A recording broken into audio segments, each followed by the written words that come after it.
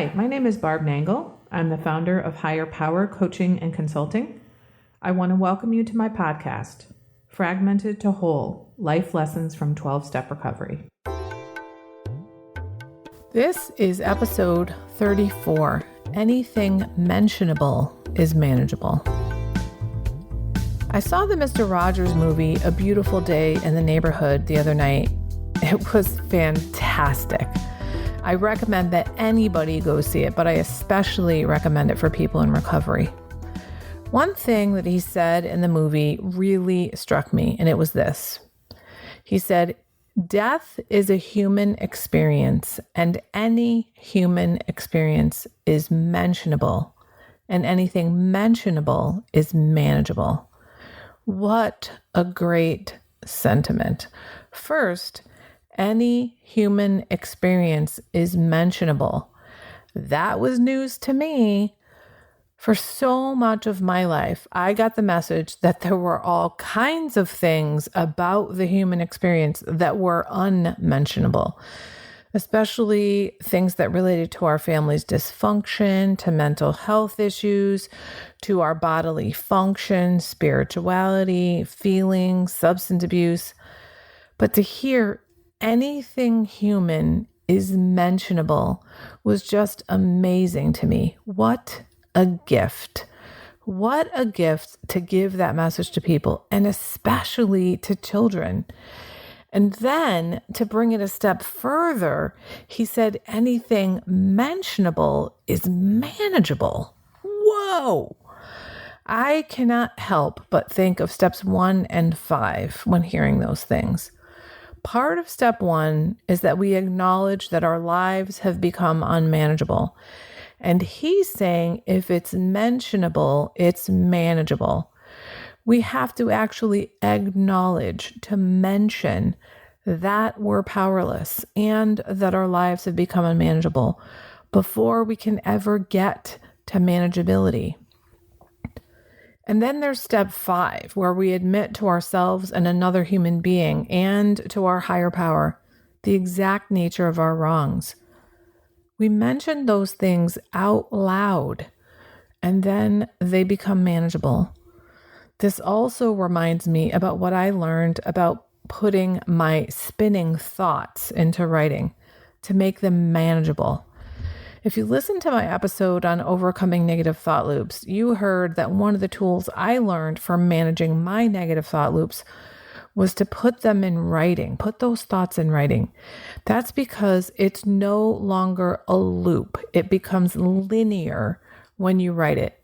And you can see that it's finite. It has a beginning and it has an end. In other words, those thoughts become manageable. Another gem I heard recently about the process of writing out our thoughts as opposed to thinking in loops was that when we write, we don't write the same things over and over and over again the way we might do when we think. I love that we can make things manageable. Now, back to the movie. The fact that he even brought up death, especially as a beloved children's TV show host, is astonishing in this society where we don't deal very well with death. In fact, that was a question posed to him by the reporter in the movie. He asked why Mr. Rogers deals with such heavy topics with children, such as war and divorce and death and feelings. And Mr. Rogers made it clear that he was trying to help children understand that feelings are normal, no matter how big they are, no matter how unmanageable they might seem. There are ways to make our feelings manageable. And that is actually what happened for the reporter in the movie. He learned that his feelings were manageable and how to manage them.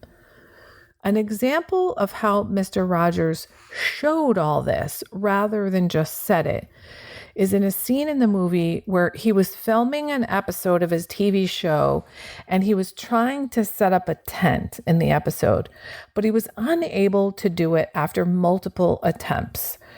After that scene, the reporter asks him, why didn't you have the crew set the tent up for you before you started filming? And Mr. Rogers said, children need to know that even adults make plans that don't work out. The word that Mr. Rogers used in that scene when he couldn't get the tent up, and he actually used it in a number of scenes, was the word mercy.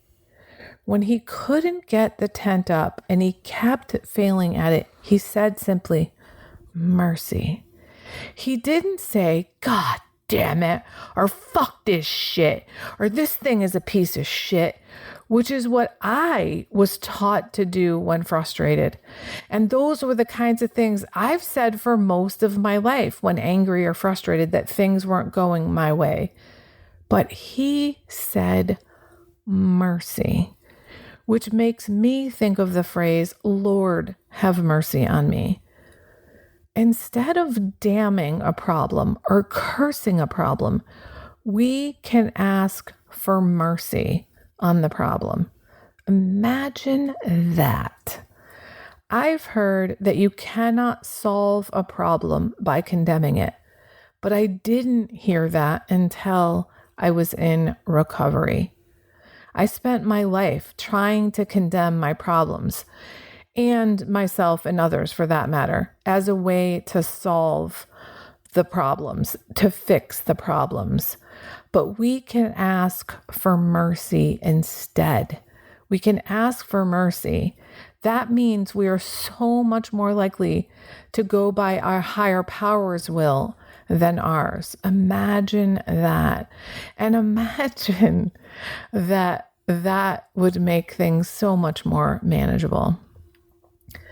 Now, this idea of everything human is mentionable and everything mentionable is manageable is profound to me on so many levels. I think that it's worth seeing the movie just for that one scene, which is near the end, by the way. But there's so much more in the movie. It makes me wish that I had watched Mr. Rogers when I was little. I'm not really sure why I didn't. I had thought that it came on as a show after I was of the age to watch it, but I just looked it up and I was 5 when it came on, which would have been perfect. But at least I get to learn from him now. And with the wonders of modern technology, I could go back and watch his show if I really wanted to.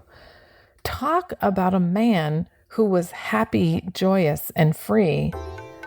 Thanks, Mr. Rogers.